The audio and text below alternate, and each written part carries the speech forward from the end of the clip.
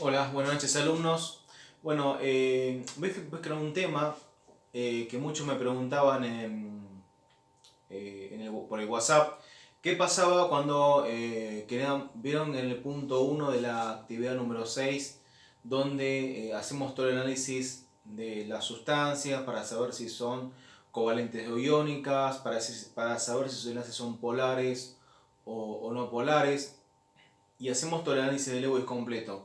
¿Qué pasa cuando hay un compuesto ternario, no? Sobre todo en la parte de la electronegativa veo que muchos están haciendo cálculos que no serían los correctos. Está bien, tampoco saben muy bien. Por ahí la falta de manejo hace que lleve ese tipo de cálculos. Así que bueno, voy a explicar un poquito cómo sería el abordaje para determinar dos cosas. Primero, si es covalente o no covalente. Después el tema de la polaridad. No al análisis en sí de Lewis, que en ese sentido no cambia mucho lo que veníamos haciendo. A lo que hacen con compuestos binarios. Bueno, por eso yo le puse acá el título de compuestos ternarios. Los compuestos ternarios son los compuestos que tienen más de un tipo de elemento, ¿no? Por ejemplo, el ácido carbónico, que tiene hidrógeno, carbono y oxígeno. Los compuestos que tienen dos tipos de elementos distintos se llaman compuestos binarios, que son por ahí con los que más habitualmente trabajamos cuando empezamos con las primeras clases de química. Pero bueno, también uno tiene que tener en cuenta que en la naturaleza existen todo tipo de compuestos, binarios, ternarios, cuaternarios.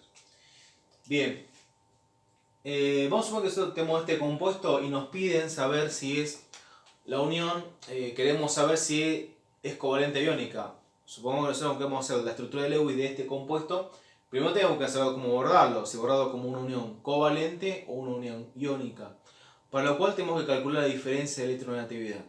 Pero acá tenemos tres tipos de elementos, entonces ¿cómo hacemos la diferencia de electronegatividad? Y bueno, tenemos que agruparlo a dos e ir calculando las diferencias de electronegatividades cada dos elementos. Como no tenemos una Lewis y no sabemos cómo van a estar unidos los átomos en un principio, porque si yo tuviese la Lewis y supiese más o menos cómo es la arquitectura de la molécula, nos diría calcular diferencia de electronegatividad solamente donde va a haber uniones. Por ejemplo, yo sin saber Lewis no sé si el hidrógeno va a estar unido con el carbono. Podría estar unido con el carbono y también con el oxígeno, no lo sé. Carbono y oxígeno obviamente es muy probable que estén unidos. Por ejemplo, el hidrógeno es el que, como está afuera de todo, es externo, puede estar unido o con el carbono o con el oxígeno o con los dos, no sabemos. Así que vamos a calcular la diferencia de electronegatividad cada par de átomos. Y después con el resultado hacemos el análisis. ¿Está bien?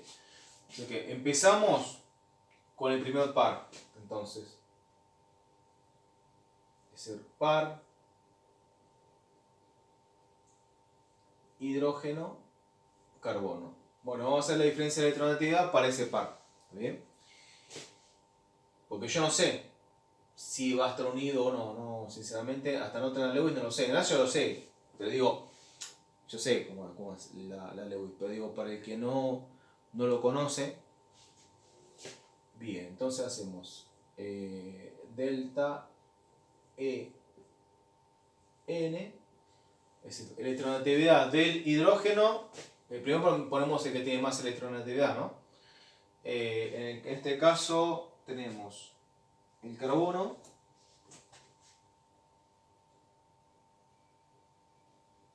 con 2,5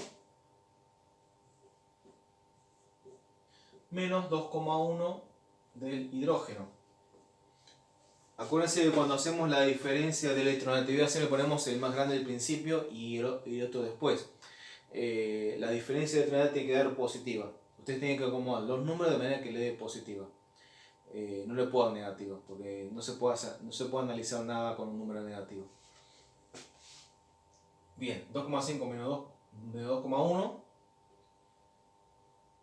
da 0,4. Bien, ahora vamos a analizar el segundo par, el par hidrógeno-oxígeno. Delta N es igual al oxígeno. El oxígeno tiene, creo que 3 y algo. 3,5.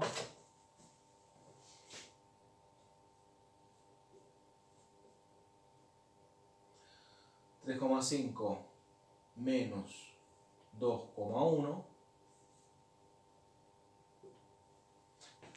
3,5 menos 2,1 da 1,4.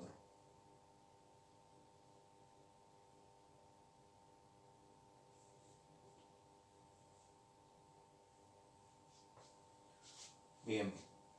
Y ahora el par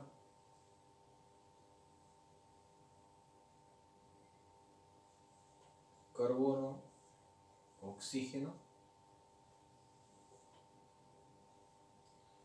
Entonces delta N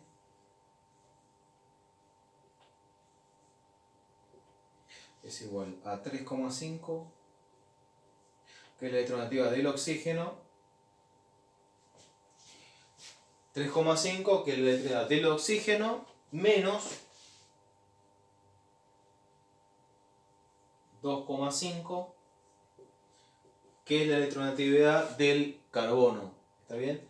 3,5 menos 2,5 da 1,0. Bien, ya tenemos los tres valores. Así es como se hace. Se hace de a pares, no se hacen los tres juntos. Pues si se hacen los tres juntos le va a dar negativo. Seguro. Entonces, ahora tenemos las diferencias de a pares. Y entonces concluimos. Fíjense, 0,4 es mayor o menor a 2,1. Es menor a 2,1.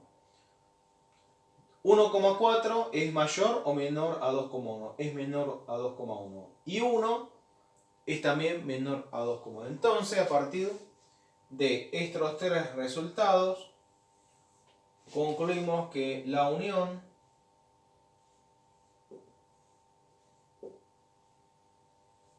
es de tipo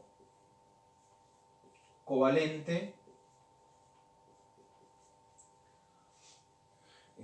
porque delta EN es menor a 2,1. ¿Está bien? Lo puse en símbolo matemático, ¿no? Esta especie de B invertida significa menor. Es algo que se suele usar en matemática. Yo no sé si ustedes lo están usando en la materia que tienen ustedes de matemática, pero bueno. Bien, esto se analiza en cuanto a si es covalente o es iónica. Bien, entonces es covalente porque en los tres casos la diferencia es menor a 2,1. Vamos a suponer que ustedes hacen este análisis y una de estas tres le da mayor a 2,1. En ese caso el compuesto es iónico. Con que uno dé mayor a 2,1 ya se considera en química que el compuesto es iónico. Pero como la diferencia de los tres es menor a 2,1, es covalente. Bien, ¿y cómo vamos a hacer la polaridad? Bueno, para hacer la polaridad, ustedes ahí sí tienen que tener la estructura de Lewis, pero no tiene sentido. Es decir, sí, podría tener sentido, pero es como que hacer cuentas de más. Primero sería bueno que tengan la estructura de la molécula y después sí analizar la polaridad. Eso se hace después de tener la Lewis y no antes. Bien, lo vamos a hacer ya que estamos, lo hacemos. Porque de hecho yo sé cómo es la Lewis del ácido carbónico. La Lewis del ácido carbónico es carbono, átomo central, oxígeno de un lado, oxígeno del otro y oxígeno abajo. Bien.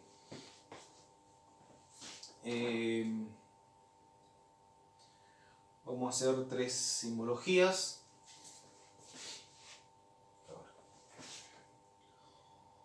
Al carbono lo vamos a simbolizar con un puntito. Al oxígeno con una cruz.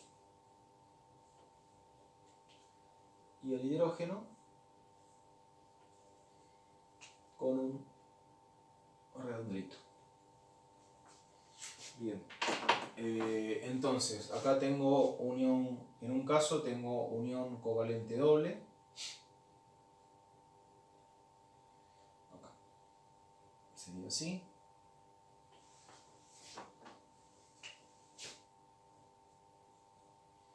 Después los pares libres. Acá tengo unión covalente simple.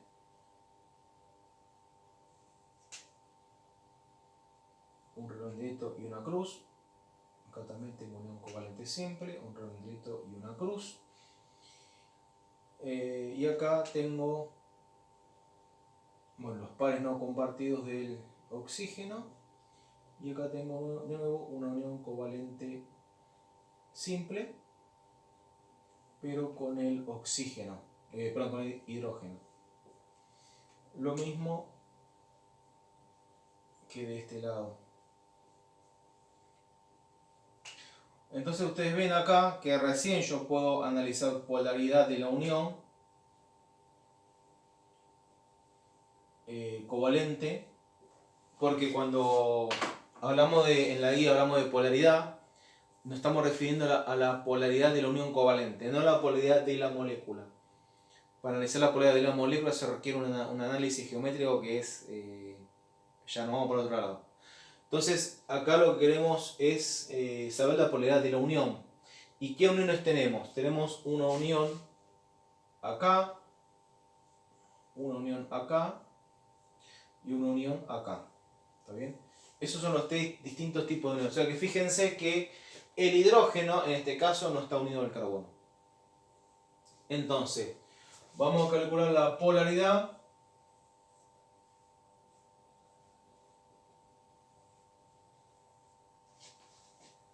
De la unión oxígeno-hidrógeno. La diferencia de electronegatividad, ya lo habíamos calculado antes, era 3,5 menos 2,1, 1,4. 1,4. Esto implica que es polar.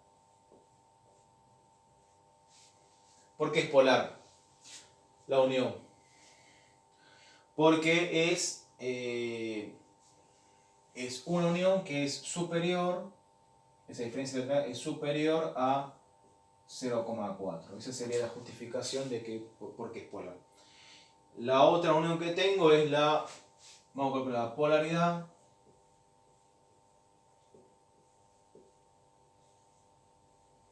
de la unión oxígeno-carbono.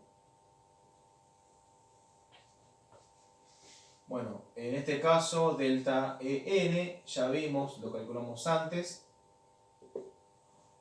Sería, 3,5 menos 2,5 da 1,0.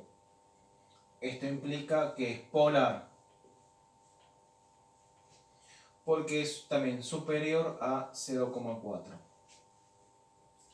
Y nos quedaría oxígeno-carbono, así que la polaridad... pronto, ya está. Sí, ya la calculé. Listo. Con lo cual, fíjense que